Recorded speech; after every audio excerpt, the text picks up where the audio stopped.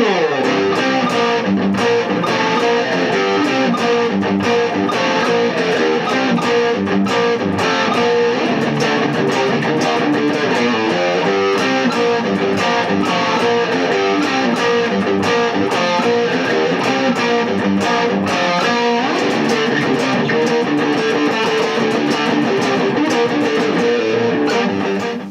fans of 6 Hours to Kill and friends of mine, happy St. Patrick's Day, and welcome to the second episode of the history of Vesper through music. Thanks to the people that checked it out last time. Hopefully we'll get a few more of you to click on the video this time, because it'll probably be a little shorter length. The last week I talked about sort of my inheritance of albums from my brother and how that sort of kicked off my appreciation for rock music and kind of got me going down the path, specifically looking at Kiss, Kiss Alive 2, and the influence of Ace Frehley and his showmanship. This week I want to talk about a chapter that is really more about me kind of finding my own autonomy and making decisions about what kind of music I was going to listen to, and that path that would be formed for me.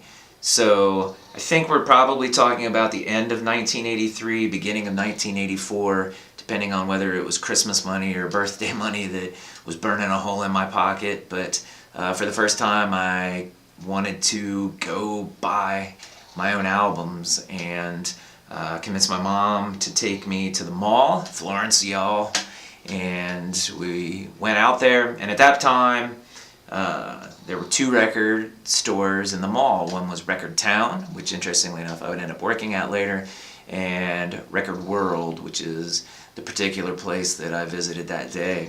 And that was sort of the first day that I went and started scouring through the rock section, like flipping through the albums, looking for something that would jump out at me, and sort of call to me and make me want to buy it.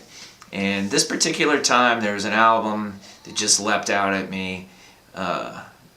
Dark cover, the musicians were on the cover with like crazy outfits and makeup, and there was an embossed upside down star on it, and as a 13, 14-year-old it was just really sort of dangerous feeling, and so that's what I grabbed. And of course I'm talking about Motley Crue's Shout at the Devil.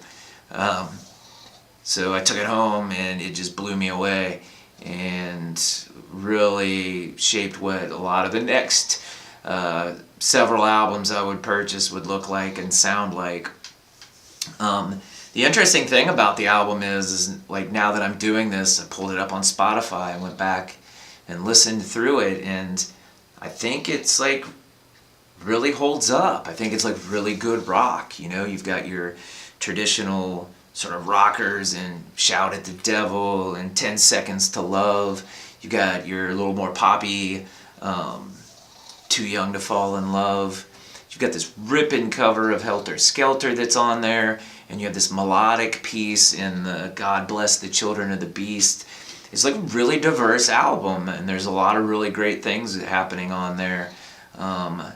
You know, with the whole band, I think it's probably, unfortunately for them, was the pinnacle of like sort of what they produced. And maybe that's one of the reasons that we sort of have moved past them and maybe don't give it the credit that it kind of deserves.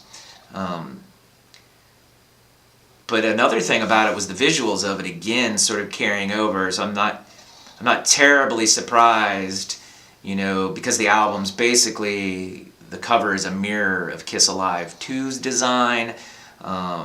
The visuals of the way they're dressed and the way they're acting like really harkens back to that stage show idea that Kiss was doing, but maybe scaled back a notch. This was also, you know, MTV was starting to play a lot of these like metal bands, and I can remember the video for Too Young to Fall in Love, like really dramatic, and you know, Tommy Lee's kung fu fighting people and stuff, just totally like feeding into the kinds of things that I was interested in as a teenager.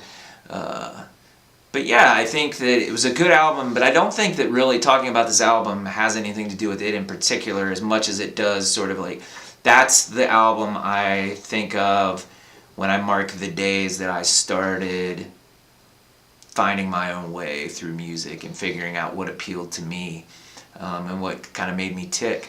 So yeah, I'm gonna keep this one shorter. I think, maybe I'll spend more time when we get to albums that have a more direct impact and influence on me as a guitar player. I can talk a little bit more nuance there, but that's it. Hopefully you guys enjoy. Go check out the Spotify playlist. You can take a listen to this album. If it's been a while since you heard it, check it out. I think it's like, you might be surprised by how good it sort of still holds up. Anyway, I'll see you again next time. Thanks for checking it out.